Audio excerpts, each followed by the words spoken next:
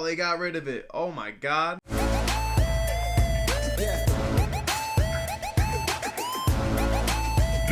DBSCG thingz.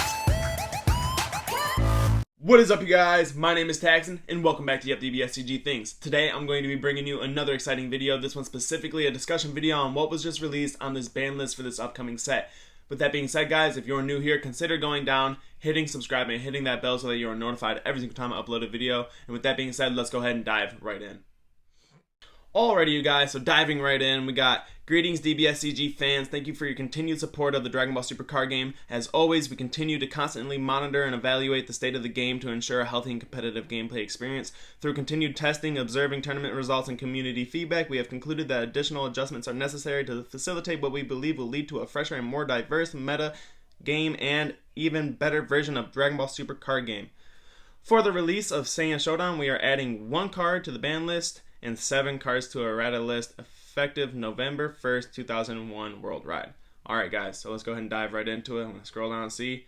Ooh, alright. Dang, they actually banned it. Okay, so starting off, they banned Violent Rush Bojack. So that's huge, alright? So that's really going to cut out a lot of what Blue Yellow's doing right now, being able to get that very extensive defensive turns. Just helping out with that a lot and just making their gameplay so much better. Finding something to replace Blue Yellow Bojack in a Blue Yellow build is going to be relatively hard, so that's huge. I'm kind of okay with it, honestly. I wish they would have just put a permanent to put on a Bojack leader or something like that, but I'm alright with it being banned. Limited to 1, that's fine that they didn't do that. Banned is probably the better way to go, because leaving that at a 1 of in your deck probably would have been a waste of time anyways. So the reasoning that they put behind this is the presence of this card creates an additional energy that any Blue Yellow deck can utilize for strong defensive plays at minimal cost. We predict that this card will become over-centralizing in the upcoming and future formats, so we decided to ban it to encourage exploration of new strategies. Alright, so that makes sense, guys.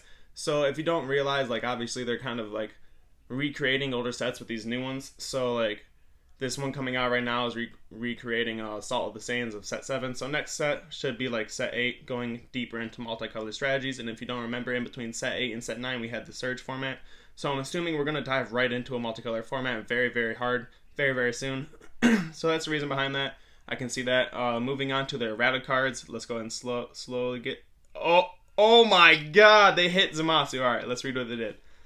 Counterplay, play this card, and if a battle card being played has an energy cost of 4 or less, return it to the owner's hand instead. Alright, so they took the card and added battle card. So that's amazing. In my opinion, this card was way ahead of its time. Being able to interact with Unisons coming out all the way up until turn 5 essentially really, really hurt all Unison strategies. Like if you were playing a Gotenks or if you were playing like Starter Vegeta, you essentially couldn't even do your leader's secondary awakening until you were at turn 5, which is huge. That's why this card has been so dominant in this format. So with that being said, I do think that this needed this errata. I do think this is how they intentionally wanted it to be played, to where it only interacted with battle cards and really just was like a small counterplay thing that helped old Zamasu strategies. But with that being said, I do think that this is something, if they wanted to add a counterplay that was going to mess with Unisons, I think it's something that they should do all at once. Like in set 10, they released a counterplay for every color if you had a Unison in play, like Trunks, Frieza, Vegeta, those cards. Those all were dropped at once. They were all free counterplays. Every color got one. Let's think all the way back to like set 4, I think, when the Sparking Negates were dropped. All those were dropped at once. You had Time Magic, Dimension Magic, Shocking Death Ball, all those dropped at once. Giving like all those colors a fair, game plan. So I think if they're going to drop something like that, they just need to do it all at once. Maybe drop a multicolor set where every single multicolor combo is going to have a counterplay that's going to interact with Unison. So that's where I feel with that. Let's go into the reason on why they decided to ban it. This card's unique ability to stop Unisons from being played has proven more disruptive than originally intended and limits viable strategies.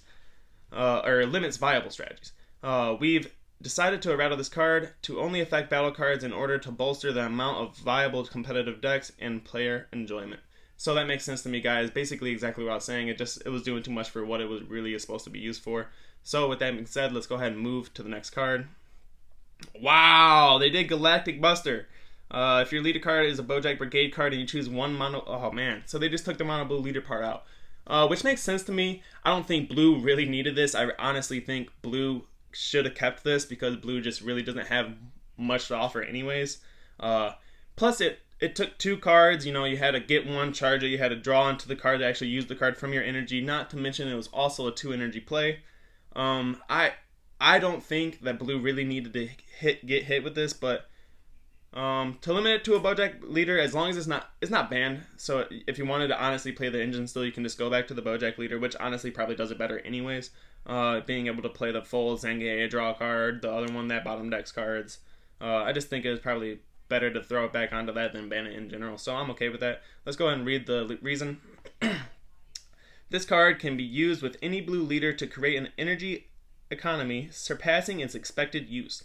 Designed as a defensive tool for blue decks, changes to the ban list.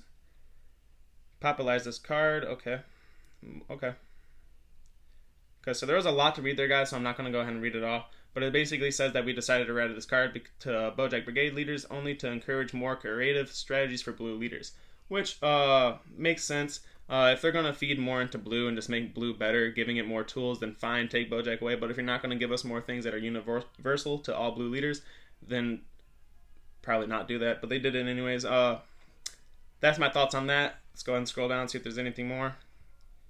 Nope, it just says, additionally, as previously announced, the following 5 cards will be issued in errata regarding to the name Kaioken Son Goku in order to make them work properly as intended. And then they listed the cards off. So, with that being said, guys, they hit Bojack full ban, errated Zamasu to just hitting battle cards, and they locked the Galactic Buster package to or not just the whole package, just the Galactic Buster extra card to the Bojack leader.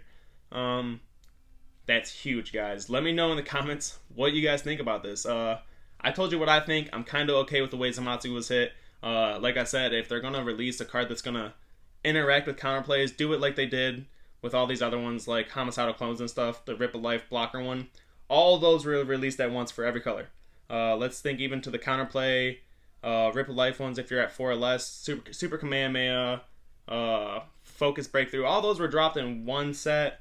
Like, I think it's one of those cards that you just gotta do like that. But with that being said, those are my thoughts, guys. Leave yours in the comment below. I do want to know what you guys are thinking. But with that being said, if you are new here or enjoyed today's content, go ahead, consider subscribing and hitting that bell so that you're notified every single time I upload a video. And with that being said, I'm out of here. See ya.